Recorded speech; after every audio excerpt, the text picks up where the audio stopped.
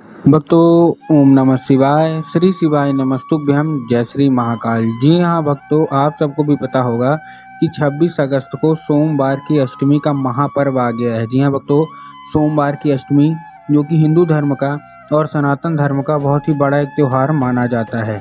पूज्य गुरुदेव कहते हैं कि अगर आपने केवल सोमवार की अष्टमी के दिन उपाय कर लिया तो अवश्य रूप से जो कोई भी इच्छा है, जो कोई भी मनोकामना है, सारी की सारी मनोकामना अवश्य रूप से पूरी होगी ही होगी। क्या करना है, कैसे करना है, पूरा आपको समझाने वाला हूँ, पूरा आपको बताने वाला हूँ। तो बस उपाय ध्यान से सुन के अच्छे से करिएगा ज़रूर। अगर आपने आज का ये उपाय ध्यान से सुन के अच्छे से कर लिया तो अवश्य रूप से जो भी इच्छा है, जो भी मनोकामना है, वो अवश्य रूप से पूरी होगी ही होगी। देखिए, सोमवार की अष्टमी जैसे मैंने आपको बताया, जैसे आपको पता है कि जो गुरुदेव बताते हैं, गुरुदेव ये भी बताया है गुरुदेव ने कि जैसे हमारे सनातन धर्म में प्रदोष का बहुत ही बड़ा महत्व होता है और मकर संक्रांति की बड़ा महत्व होता है, उससे कई ज़्यादा सोमवार की अष्टमी का महत्व होता है। तो अगर आपके जीवन में कोई भी ऐसी समस्या है, जो कि दिक्कत है, समस्या कुछ भी चल रही है, तो केवल सोमवार की अष्टमी के दिन कर लीजिए, महादेव को प्रसन्न कर लीजिए। आपकी सारी की सारी जो इच्छा है ना, सारी की सारी जो मनोकामना है, वो बाबा भोलेनाथ अवश्य रूप से पूरी करेंगे ही करेंगे, चाहे जो इच्छा मनोकामना हो। इसका बहुत सारे लोगों को उदाहरण भी मिला है। जैसे कि आपको पता होगा कि पूज्य गुरुदेव की जब कथा चलती है तो उसमें लाखों की भीड़ आती है। कैसे भीड़ आती है? लाखों की भीड़ आती है। और जब गुरुदेव की कथा में लाखों की भीड़ आती है तो वहाँ ज़्यादातर जो भक्त रहते हैं वो क्या करते हैं? पत्र के द्वारा, किसके द्वारा? पत्र के द्वारा अपनी मनोकामना गुरुदेव तक पहुंचाते हैं। तो अभी गुरुदेव की कथा चल रही थी, आज से 4 से 5 महीना पहले की बात है। इसके पहले की जो सोमवार की अष्टमी आई थी, तो जब गुरुदेव की कथा चल रही थी उसमें लाखों की भीड़ आई। अब जब गुरुदेव की कथा में लाखों की भीड़ आई तो वहाँ ज़्यादातर भक्त उन्होंने क्या किया? पत्र के द्वारा अपनी मनोकामना गुरुदेव तक पहुँचाई। जब गुरुदेव के पास पत्र पहुँचा और गुरुदेव ने पत्र पढ़ा तो वहाँ गुरुदेव ने देखा कि ज़्यादातर जो भक्त है ना, उनकी केवल और केवल क्या है? एक ही मनोकामना है। किसी की धन प्राप्ति की है, किसी की कर्जा मुक्ति की है, किसी की कोई और किसी की कोई और, ऐसे तरह तरह की मनोकामना है। और वो गुरुदेव से वही पूछना चाह रहे थे कि गुरुदेव हमारी मनोकामना पूरी करिए। जब गुरुदेव ने ये देखा, तब गुरुदेव ने ये सुना, तब गुरुदेव ने 2 से 3 उपाय बताए और कहा सोमवार की जो अष्टमी होगी ना, उस दिन ये उपाय अवश्य रूप से कर लेना। तुम्हारी जो भी इच्छा मनोकामना है वो अवश्य रूप से महादेव पूरी करेंगे ही करेंगे।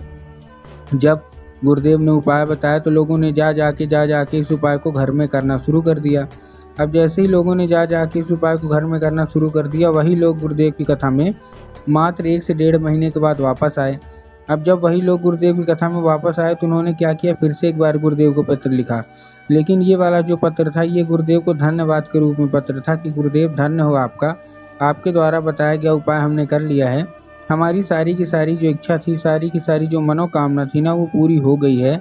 हमारा जो मनोकामना थी, हमको पूरी हो गई है। आपका कोटि कोटि धन्यवाद। तो देखिए, जो लोग भी मेरी आवाज़ सुन रहे हैं ना, अगर आपको भी जानना है कि आखिर ऐसा कौन सा उपाय है जिसको करने मात्र से लोगों की इच्छा मनोकामना पूरी हो जाती है मात्र 1 से 1.5 महीने के अंदर, तो चलिए हम बताते हैं आपको आज की इस वीडियो के माध्यम से कि आपको करना क्या है। लेकिन उससे पहले चैनल पे अगर पहली बार आए हैं और आवाज़ मेरी पहली बार सुन रहे हैं तो वीडियो कर दें लाइक और चैनल को भी कर लें सब्सक्राइब, ताकि पूजनीय पंडित प्रदीप जी मिश्रा के रोज़ नए नए उपाय, जो कि मैं उनकी कथा से सुनता हूँ, श्रवण करता हूँ, सबसे पहले मैं आपको प्राप्त करा सकूँ। तो देखिए, जो हमारा सबसे पहला उपाय है वो मनोकामना पूर्ति का उपाय है। अगर आपके जीवन में कोई भी ऐसी मनोकामना है जो कि अभी तक पूरी नहीं हो रही है, तो मनोकामना पूर्ति का ये उपाय आपको बस रूप से करना है। देखिए, इस उपाय में आपको करना क्या है? सबसे पहले आपको ध्यान देना है इस उपाय में कि सबसे पहले आपको इस उपाय में चाहिए क्या? 5 आपको कनेर के फूल चाहिए। क्या चाहिए? 5 कनेर के फूल। कनेर के फूल आपने ले लिए।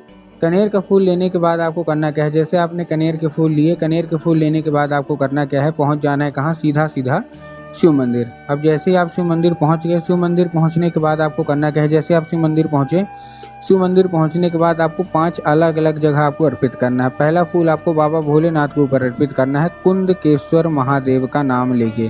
क्या करना है? कुंदकेश्वर महादेव का नाम लेके आपको चुपचाप अर्पित कर देना है पहला फूल। ठीक, उसके बाद जो दूसरा फूल है वो आपको माता शोक सुंदरी के ऊपर अर्पित करना है। अब देखिए, जिनको पता है कि माता शोक सुंदरी की जगह होती कहाँ है उनका तो ठीक, लेकिन बहुत सारे ऐसे लोग हैं जिनको यही नहीं पता कि माता शोक सुंदरी की जगह होती कहाँ है। तब गुरुदेव ने बताया कि जो जलाधारी है, जलाधारी के बिल्कुल बीचों बीच किसकी जगह होती है? माता शोक सुंदरी की। तो आपको क्या करना है? माता शोक सुंदरी की जगह पे आपको क्या करना है, दूसरा फूल अर्पित करना है। उसके बाद जो तीसरा फूल है वो आपको भगवान गणेश की जगह पे अर्पित करना है। अब भगवान गणेश की जगह कहाँ होती है, जलाधारी के बाएं मतलब लेफ्ट साइड में भगवान गणेश की जगह होती है, ठीक। तो आपने तीसरा फूल वहाँ अर्पित कर दिया। उसके बाद जो चौथा फूल है वो आपको माता पार्वती के हस्तकमल में अर्पित करना है। हस्तकमल मतलब जहाँ से शिवलिंग उठा हुआ होता है ना, चौथा फूल आपको वहाँ अर्पित करना है, ठीक। 4 फूल अर्पित हो गए।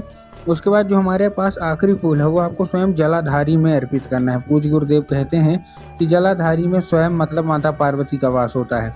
तो आपको क्या किया, आपने 5वां फूल वहाँ अर्पित कर दिया। पूज्य गुरुदेव कहते हैं कि अगर आपने केवल ये उपाय कर लिए, अवश्य रूप से जो भी इच्छा है, मनोकामना है ना, वो पूरी होगी ही होगी, ठीक। तो ये थे हमारे कौन सा, ये था पहला उपाय और मनोकामना पूर्ति का उपाय था। अब हम चलते हैं अपने दूसरे उपाय जो कि धन प्राप्ति का उपाय है। अगर आपके जीवन में धन की बहुत ज़्यादा कमी है तो धन प्राप्ति का ये उपाय आप अवश्य रूप से कर लीजिएगा। इस उपाय में आपको देखिए करना क्या है। सबसे पहले आपको इस उपाय में लेना क्या है, इस उपाय में आपको चाहिए 1 लोटा जल। 1 लोटा जल के साथ साथ आपको और क्या चाहिए, 1 लोटा जल के साथ साथ आपको 2 से 3 बूंद गंगा जल चाहिए। और 2 से 3 बूंद गंगा जल के साथ साथ आपको और क्या चाहिए, जैसे आपने 2 से 3 बूंद गंगा जल ले लिया तो उसके साथ 7 बेलपत्र आपको चाहिए। तो आपने क्या क्या लिया, फिर से बता रहा हूँ, समझ जाइएगा आराम से। आपको 1 लोटा जल, उसमें से 2 से 3 बूंद गंगा जल और 7 बेलपत्र। अब जो 1 लोटा जल है वो सबसे पहले तो तांबे के लोटे में जल होना चाहिए, स्टील के लोटे में नहीं होना चाहिए। पहली चीज़ आपको ध्यान रखना है। दूसरी चीज़ आपको ध्यान रखना है, क्या ध्यान रखना है कि जो जल है वो आपके घर का होना चाहिए। बहुत सारे लोग घर से खाली लोटा लेके जाएंगे और ले जाके मंदिर परिसर से जल भर लेंगे, जो कि बिल्कुल गलत है। तो आपको उससे भी बचना है, ठीक। ले लिया आपने। लेने के बाद आपको करना क्या है, जैसे आपने ले लिया, उसके साथ साथ 2 से 3 बूंद गंगा जल ले लिए। अब ठीक है, गंगा जल भी ले लिए। गंगा जल लेने के बाद आपको करना क्या है, जो 7 बेलपत्र हैं उनमें आपको ध्यान रखना है कि बेलपत्र कहीं से भी कटा फटा या खंडित नहीं होना चाहिए। बहुत सारे लोग तो यहाँ तक ये भी गलती करते हैं बेलपत्र लेने में, तो एक पत्ती को ही बेलपत्र मानते हैं, जो कि पूर्णतः गलत है। आपको भी पता है कि एक पत्ती का तो कोई बेलपत्र होता ही नहीं है। 3 पत्ती मिलकर जो बेलपत्र बनती है वही बेलपत्र आपको लेना है, ठीक। ले लिए बेलपत्र आपने। बेलपत्र लेने के बाद आपको करना है क्या, उसी लोटे में डाल के पहुंच जाना है सीधा सीधा शिव मंदिर। अब आपके दिमाग में आया होगा कि जाएंगे और बाबा भोलेनाथ के ऊपर अर्पित कर देंगे, जो कि पूर्णतः गलत है। आपको बाबा भोलेनाथ के ऊपर अर्पित नहीं करना, आपको नंदी के ऊपर अर्पित करना है। अब नंदी के ऊपर कहाँ अर्पित करना है, नंदी के एक पैर होता है आगे का जो कि उठा हुआ होता है। तो आपको नंदी के उठे हुए पैर में नंदीश्वर महादेव का, कौन से महादेव का बहुत ही सुंदर सा नाम है, नंदीश्वर महादेव। तो आपको नंदीश्वर महादेव का नाम लेके उन्हीं का स्मरण करके आपको क्या करना है, चुपचाप से आपको अर्पित कर देना है, बस। पूज्य गुरुदेव कहते हैं कि अगर आपने केवल और केवल ये उपाय कर लिया तो अवश्य रूप से जो भी इच्छा मनोकामना है ना वो पूरी होगी ही होगी, ठीक। तो ये था कौन सा हमारा दूसरा उपाय। तो उम्मीद करता हूँ आज के जितने भी उपाय मैंने आपको बताए सारे के सारे समझ में आ गए होंगे।